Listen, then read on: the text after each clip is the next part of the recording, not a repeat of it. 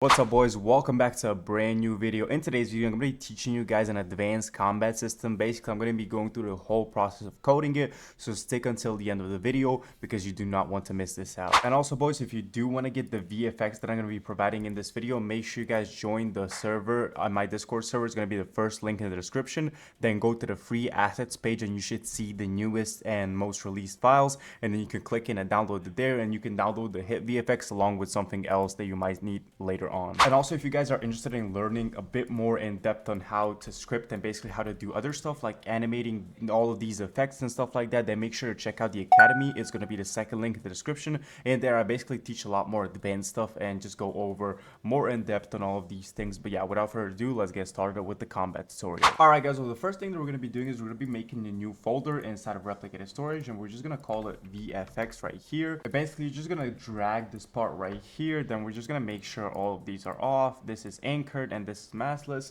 There we go. And now we're gonna make another folder right here, and we're gonna basically call it remotes, and we're gonna add a new remote event right here, which we're gonna call combat remote.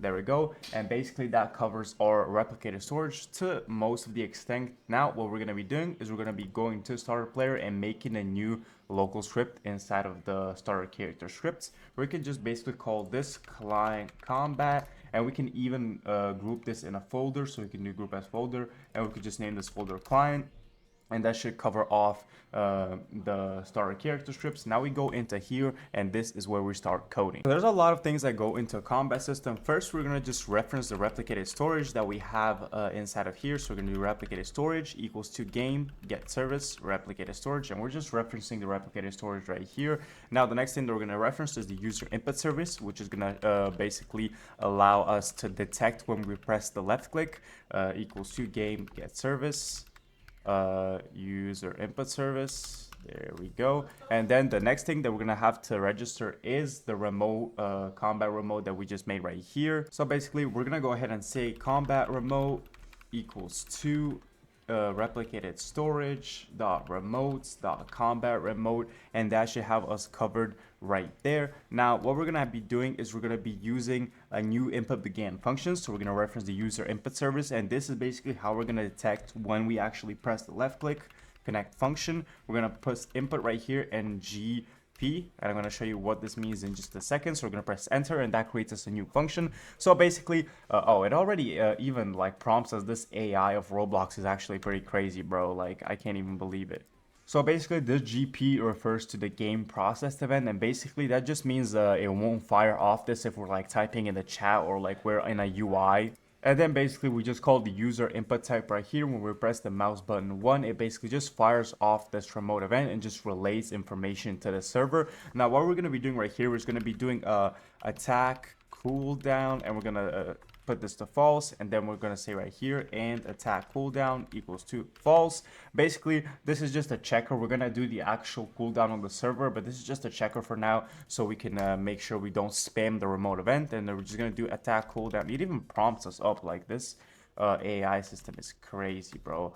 Attack cooldown equals to true, and then we're gonna do a task dot delay of 0.5 seconds. Attack cooldown equals to false, and this basically just puts it so 0.5 seconds is the time before we actually punch.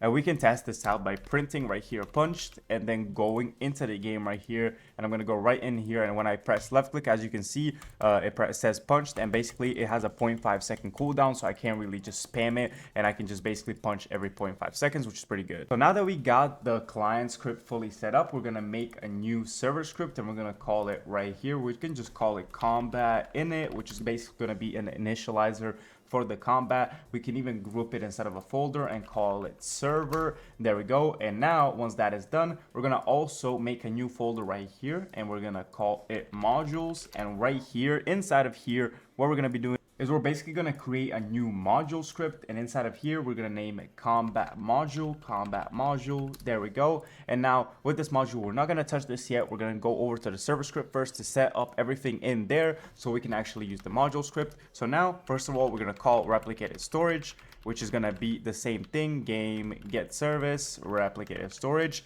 And then we're going to also call the player service equals to players game get service players, and then we're gonna call off this remote event inside of the remote. So we're gonna say local attack event equals to game.replicated storage.remotes.combat remote, and then basically we're gonna create a new table which we're gonna call combats, and we're gonna basically create a table right here. And what this does is it basically gonna save every single player that has combat initialized to him. So we're gonna use the player service that we actually put right here. Let me just remove this right here. So we're gonna use the player service that we added right here. We're gonna use a function called player added connect function player, which basically, okay, yeah, I don't know why I did that, but basically this grabs every single player that's going to get added into the game. And what we're going to do is we're going to just basically add them to the table by doing combats player equals 2, and then we're also going to call off the combat module which we just made. It doesn't have anything in it yet, but we're going to call it off by doing combat module. And if you guys know, you call off these modules by doing the require game.server-script-service.modules.combat module, and that's gonna basically call off the script right here. And then we can call off a function which we're gonna be making a bit later on, but we're gonna basically call combat module.new, and then we're just gonna put player, and this basically just creates a new combat instance for the player every time they join. So that's going to preload the combat for us, and then we also just need to do a quick sanity check right here, which we're going to say player removed, connect function player. There we go. And then we're just going to remove the combat from the player because we don't want any memory being used for no reason, and that's going to remove the combat every time the player leaves. And now the main thing that we just have to do is we're going to say local, actually the attack event, we reference it right here.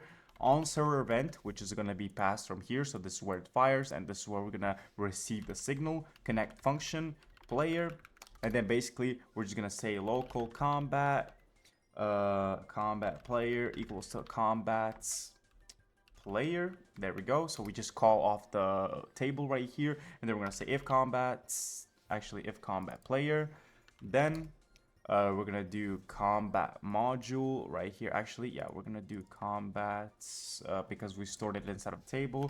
We're gonna do attack. There we go. So that should basically cover almost the whole of the server side.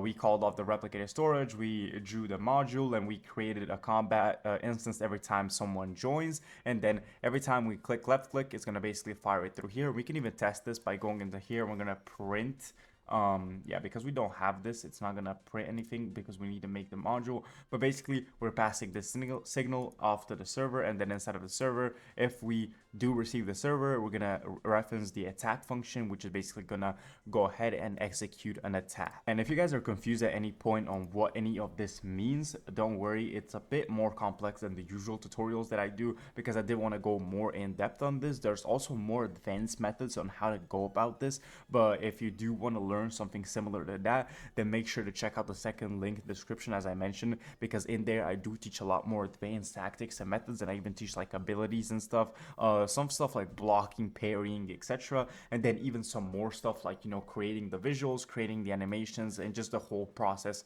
that goes into not even just combat, but basically making a whole game on Roblox. So if you guys are interested in that, then make sure to check that out. But without further ado, we're gonna get started with our combat module right here, and this is where the main coding begins. So basically there's a couple of things that we're gonna be doing right here. So we're gonna basically change this to combat, boom, and then we're gonna change this to combat. And what we're gonna be doing is we're gonna say combat dot index equals to combat, and basically we're just going to be opening this index. This is just basically using object-oriented programming, and I talked about it in some of my previous videos, but I never showed you guys how to do it. This is a more advanced tutorial, so I'm going to be showing you guys what object-oriented programming is and kind of trying to explain my best on what it is. So if you guys are looking to get into that, this is the tutorial for you. Basically, the first thing that we're going to be doing is, remember you guys, we made a combat module.new function right here. So that's the first thing that we're going to be calling. So we're going to be saying function combat.new. We're going to say player, and we're just going to basically exclamate this so we know it's a player instance. This basically means that this value right here is a player instance. So if I put, for example, part, it'll know that this is a part. So if I put player, that brick color is going to automatically fill it for me. But if I put players right here, and then player, and then I go player dot character, it's going to autofill everything for me. So that's pretty cool, and it's pretty useful if you want to do the autofill. So the next thing that we're going to be doing is we're going to be calling the self set meta table. And then we're going to be calling a brand new empty table, and we're going to be calling the combat, which is already in here. And then what we're going to do is we're going to set the statistics for our player. So we're going to do self.player, player equals to player. We're going to set our own player. We're going to do we can do self.character equals to player.character. Or we can do player.character added wait. So basically waits for the character creation. Self.combo, this is pretty important. We're gonna set the combo to 0. Self.busy, so that's basically a cooldown on the server. We're gonna set to false. Self.last attack time. Attack time. We're gonna put the 0 for now because no one's attacked yet. And then we're gonna do self.idle timeout. We're just gonna put the 1.5, which is basically if we just don't proceed to the next combo, it's gonna reset the combo for us because we are making a combo based combat system. And then we're just gonna do a return self right here, which is basically gonna return all of these statistics. And then what's pretty useful is that every time we create a new instance, we can call the self function to basically get that exact character's attributes. So basically I can get that exact character's combo, if it's busy, if this is his character, if what's his last attack time, etc. The next function, which is the main function that we're going to be making, is the attack function where everything goes on. So basically this attack function is going to go something like this. So we're going to make a new combat attack function. There we go. And we're going to basically go ahead and do this. And then we're going to do a simple check right here. If self.busy equals to true, then return end. This just basically means we cannot attack during cooldown. We're going to make a local now equals to tick to basically track when was the last time our combo was. It's just basically a timer which just executes every time you run this function. It's not really a function, it's just a variable, but yeah. If now is less than self dot last attack time, there we go. So we just basically check what was the last attack time, and more, we can just copy this right here, self.idle timeout. Then we can just set the self.combo to 0. This just basically means if we go ahead and attack right now and we wait 2 seconds without going to the next combo, it's just gonna reset our combo to 0. Some pretty basic stuff. So we're just gonna basically make a new call right here, just putting the combo +1. So basically every time we click, the combo goes for +1. And then if combo equals to 4, then we're just gonna set the self.combo to 0. So basically when it reaches 4, it's gonna go to 0. Actually it's gonna go to, yeah, okay, yeah, it's just gonna go to 0. So that's good right there. And then we're just gonna print punched right here to show you guys how this works. We do need to do a little more stuff right here. So we're gonna actually set the self.last attack time to now, which is basically how long it took us to punch. And then we're gonna do local cooldown equals to, we're gonna make a cooldown self.combo equals to 4. So this basically means that if the combo is at 4, the cooldown is going to be 1.5, or if the combo is less than 4, so you know how the last hit has some of the end lag right here, so you kind of wait before you start a new combo. So that's this right here, and then this right here is basically in between each one that's not the last M1. So we're going to put self.busy equals to true. So it basically just sets the self.busy equals to. We can also even put this at the top. So the cooldown is up from the top. And then we're just going to put, yeah, we can just put it out here. Task.delay. We're going to do, yeah, let's just, let's just do that right here. And then we actually have the task.delay it. So we're going to do task.delay. We can do cooldown function. There we go. Oops, cooldown function. And just set this right here. And we can do self.busy. Busy equals to false. This just basically means that after a cooldown, self.busy is false, so we can basically attack again. And then we can just do one more sanity check right here. If self.combo equals to 4, then we can do another task.delay cooldown self.combo equals to 0. So basically after combo, it sets the combo to 0, so we can go ahead and punch again. So that should really be everything from the module. Now what we're going to be doing is we're going to be adding the VFX and the animations, which is the main thing. So we're going to go right here into our game, and if we press left click, oh, I don't think we called, did we call the right thing? Let me see. Combat attack, let's see.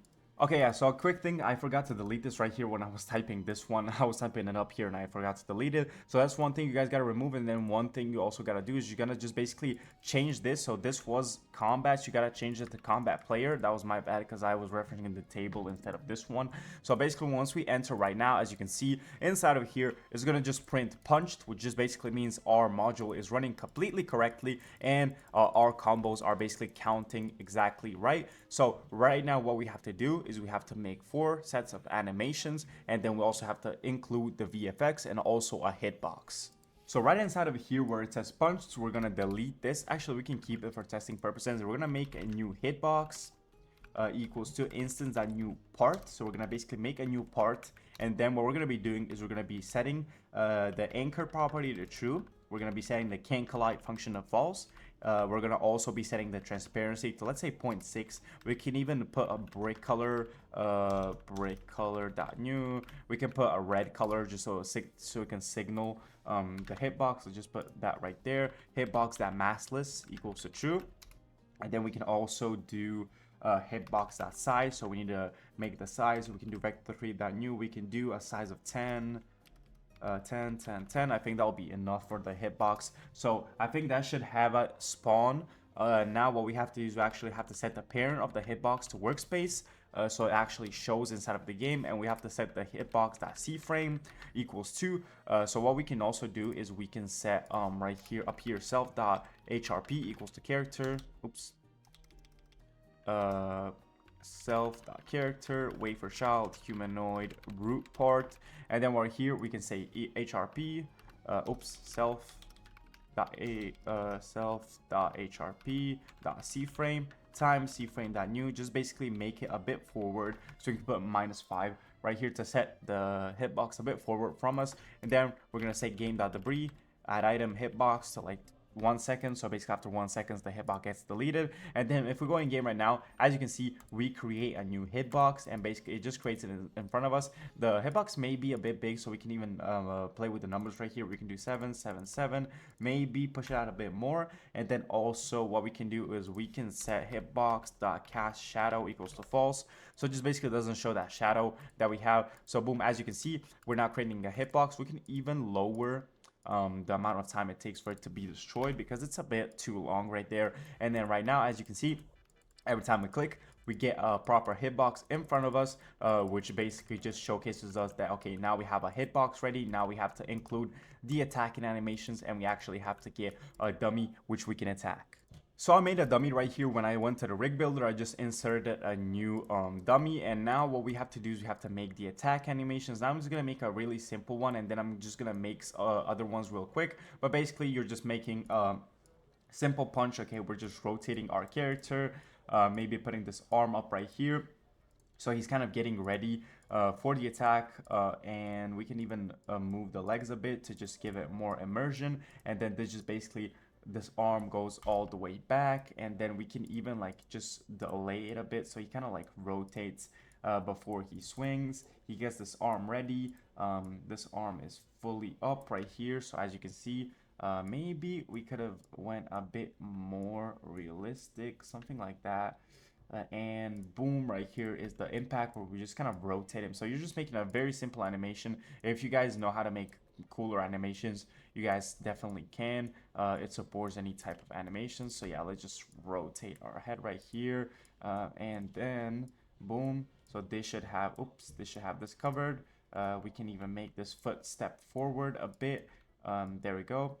And we can make him lean in a bit more. We can even do that later. Boom. Now as you can see, he kind of like punches, and then we can make kind of like a right here where you rotate, boom, and you kind of go a bit more down. And then this should have the punch. Yeah, let's just make sure he goes like this. So yeah, he basically just punches right there.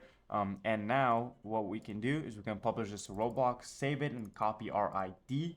And then we can go into our replicated storage, and we can create a new folder called animations. Now this is just a very simple animation. I'm not gonna make all 4 animations in order for the video not to be long, but basically what we're gonna do is we're just gonna basically create 4 instances of this, and just basically call it M1, M2, M3, and M4, which is basically every single one of these instances right here. But yeah, these are just some simple animations. If you guys are looking to get more in depth on like how to animate, I do have a course on that fully inside of the academy. So it just goes over even like Blender animations. I'm just using the regular Roblox editor. But for now, this will suffice. And then we can just paste in the ID, the one that you copied, all into these. I'm not going to do every single M1 animation just in order for this video not to be an hour long. But basically, once you do all of the 4 M1 animations, this is where we are going to start integrating this inside of our script. So we're going to be running all of the animations on the client script, and I'm going to show you guys how we're going to do that right now. So we're just going to reference the animations folder equals to game.replicated storage. Actually, we have replicated storage. I don't know why I'm calling it like that. Dot animations, and then we're going to make a new table called tracks. And what we're going to be doing here is going to do for I equals to 1 to 4, which is basically just the amount of combos that we have. So it's just 4, and then we're going to do local A equals to animation find first child m the I. There we go. So it just oops, we need to do 2 dots right here. So what this does is basically just gonna find a child which has so m1, m2, m3, and m4. This I right here is the representative of this count, so 1, 2, 3, 4. And basically we're just gonna go ahead and put this inside of the tracks. I equals to humanoid. Oops, we need to actually reference our character. So local player equals game.players.local player. Local character equals to player.character or player.character added weight. And then we're just gonna basically reference the character, character weight for child humanoid. And then we're just gonna basically load the animation, which is A. There we go. And this just basically loads the tracks inside of our character. And then we're gonna make a new remote event right here, and we're gonna call it client animator. Boom. And what we're gonna be doing right here is gonna say, okay, let's just reference it right up here. Client animator equals to replicator storage remotes, client animator. There we go. And basically we're going to be calling off the client animator right here, which is basically just going to go ahead and show us what kind of combo we're doing and then play the animation based on that. So we're going to do connect function combo, which is basically just going to be what's going to be passed through this parameter. And then we can do local t equals to tracks, which we made tracks combo. There we go. So just to check which combo it is, if t, then t play. And then we're going to press an end right here. This basically will play the exact track depending on the combo. Now we're going to go back to the server script right here, and we're going to have to add a little bit of spice right here. So we're going to do a new remote event right here, same way we did the other one, client event. There we go. And then we're gonna go into client animator, and then right here, once we reference the client animator, we're gonna do client event. Actually, client event. There we go.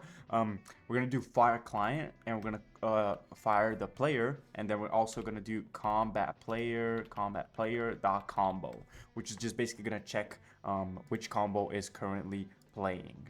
Also, one thing I didn't tell you guys basically is that you have to put this animation priority to action, so the animation actually looks a bit better. And we're just gonna press save right here, and we're just gonna replace all of these animation instances with this. So boom, there we go, and that's gonna get replaced. And now that we have this done, we can go ahead and swing now. As you can see, it will create a swing, and basically we still don't have damage, which I'm going to show you guys how to do in just a second. But basically, as you can see, 1, 2, 3, and then it has like a pause. So boom, 1, 2, 3, 4, 2, 3, 4, and then it has like a pause, a little bit of a pause, 2, 3, 4. There we go. So actually, I think to make it not do a pause, we can do more than 4. Then so combo equals to 1. And then this, 1, 2, 3, 4. There we go. Now it has a proper 1, 2, 3, 4. 1, 2, 3, 4. There we go. So that's pretty good. And now the next thing that we're going to be doing is basically making sure this hitbox does damage, and also we're going to be delaying. So we're going to use a task.delay 0.5 function. You can even call it right here. You can say self.hitbox delay equals to 0.5, and then what here we can do self.hitbox delay self.hitbox delay function. Then we're gonna okay, now we have to revert this back because I did not copy this. let's not do that. Let's just paste it right here, and then let's just go ahead and revert. Oops, I don't know even what am I doing. Okay, let's just revert right now until we have our, where is it? Where did we, I don't know, where did we, yep, let's just revert it back to where it said task.delay. I'm looking for that part. Okay, it looks like it's not going to be there. Doesn't really matter. Task.delay. Let's just write it again, I guess. Hitbox delay equals to 0.5. Self.hitbox delay, hitbox delay function. And then basically we're gonna call off the same thing we did right here. So let's just paste it back into here. And basically that's just gonna make it so once we're like all, oh, why are we in R15, bro? Like, what is this game doing? So yeah, that's just gonna basically make it so the hitbox appears a bit later. Almost when we punch, we can basically put this to maybe like 0.4 or 0.35, so it's kind of a bit better. And now what we have basically is almost everything is ready except the actual damage, and now we just have to actually script the damage, which is the last part of our combat system. So basically, as you guys know, you guys probably received this zone file and you wonder what it is. This is the actual module which we're going to be using to basically make sure that our hitbox is properly connecting, and this is basically going to be the module that's going to be taking care of damage. So right now what we're going to be referencing right here is we're going to do local zone module equals to require game.server-script-service.modules.zone. And then what we're going to be doing right now is we're going to be making a new local new zone equals to zone module.new. And then we're going to actually reference the hitbox right here, which is what we're going to be zoning out. And then we're going to say new zone dot part entered connect function. Boom. And we're going to basically just call this, let's just put v right here to basically just check what it hit. And then we can say if v.parent find first child humanoid. There we go. Humanoid. And v.parent.name isn't our character. Isn't self.character. Character.name. Then basically just making sure if we actually reference this that we don't hit our own character. And what we can do right here is we can say local enemy humanoid equals 2. We can just copy this, boom, and then we say enemy humanoid take damage 5. There we go. So what's gonna happen right now is, if you guys see right here, I'm basically going to be making sure damage goes. But now, as you can see, we don't have a cooldown on when he enters this and when he doesn't. So we're going to make a new call right here. We're going to call actually hit cd, and we can put it as a table right here, self.hit cd. And then we can do if self.hit cd hit cd. We can do if not self.hit cd v.parent then, and then we can just copy this into here.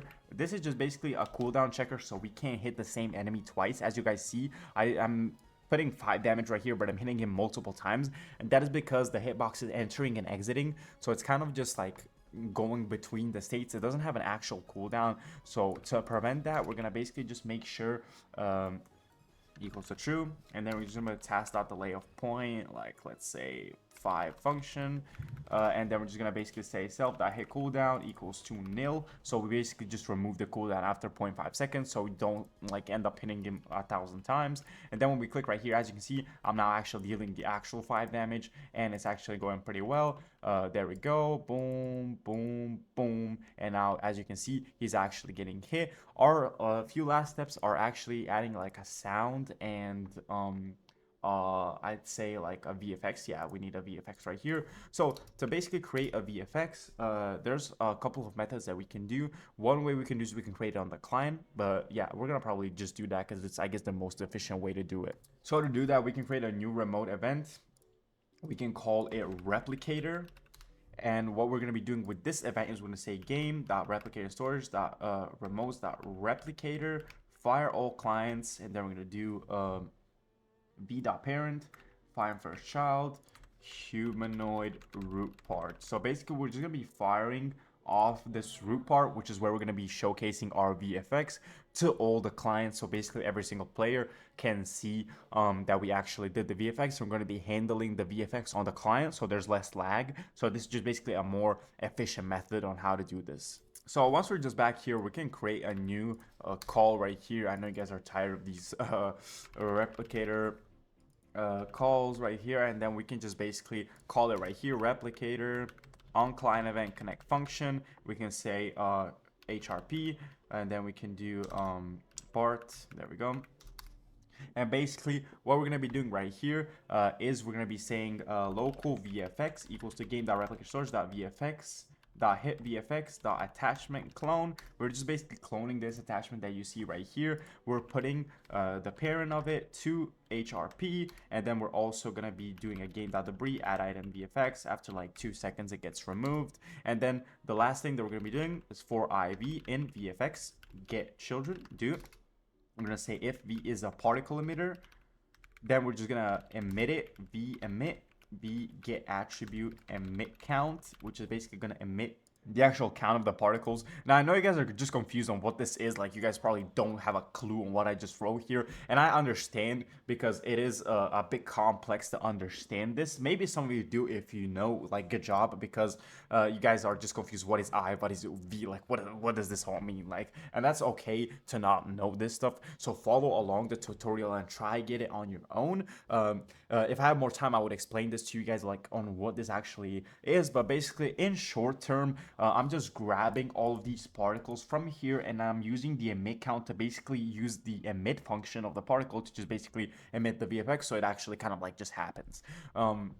So once we go into the play test and we go into here, as you can see, now we actually have the VFX, which is pretty cool, and it basically just means everything is working. Oops, somehow my internet got lost there. I don't know what happened right there, but as you can see, we got the hit VFX working. Right now, we can just add a simple sound to this. So I just basically went into replicator storage, made a new folder called sounds, and I just basically made that right there. We can go into here and we can create a new sound, local sound equals to game.replicatorStorage.sounds.punch clone, and then we can put the sound.parent equals to HRP, and then we can do sound play, and then we can do game.debris, debris add item sound after 2 seconds. Go into the game now. When we actually punch, as you can see, boom, we have an actual punch sound. Now the last thing that we might have to do is just basically add a little bit of a knockback. We can also go into here and then make sure the hitbox is transparent, which is going to be good. And then I guess that's pretty much it, like, other than just adding a bit of knockback right here. So guys, basically the last touch that I added is I added a new body velocity, max force, and then I just made a velocity of -40, so you kind of knock back the enemy, and then just removed it after 0.2 seconds. So this is the last addition, and now if I go into the game right here and I press play, and if I go ahead and punch, as you can see, maybe that's a bit too far. Maybe we need to tone it down to like 15. But yeah, that should have that one covered. And now, as you can see, when I punch, I can actually go ahead and move him. Boom, boom. And the combat completely works. If you add your own animations and you add like different variants, it's going to do like different combos, because I basically set up the whole system, if you guys remember, with the all 4 animations, but I just pasted the same animation in. So yeah guys, that's basically gonna be it for this tutorial. Hope you guys enjoyed it. I'm gonna review the code one more time and just show you everything kind of that we did right here. So this is all the attack function, and then we have the new function right here, which is called on when the player joins the game, as you can see right here. And then we have the client, which is basically handles the animation, sounds, VFX, etc. And then yeah, that's gonna be pretty much it. So hope you guys enjoyed this tutorial. If you did, make sure to smash that like button, subscribe, and turn notifications on. And also, if you guys are interested in learning more in-depth stuff, like maybe even parrying, blocking, and everything more, like abilities, then make sure to check out the academy. It's gonna be the second link in the description, which is basically where I teach how to make like these VFX, like how to make all these animations, like even better ones, how to make even more in-depth code, even like modeling, like we even have UI. We have a bunch of stuff in there. So yeah, that's gonna be pretty cool for you guys to check out if you want to learn more. And if you guys liked this video, then make sure to show some support, drop some comments. But yeah, without further ado, hope you boys enjoyed it, and I'll catch you guys in the next one. Peace.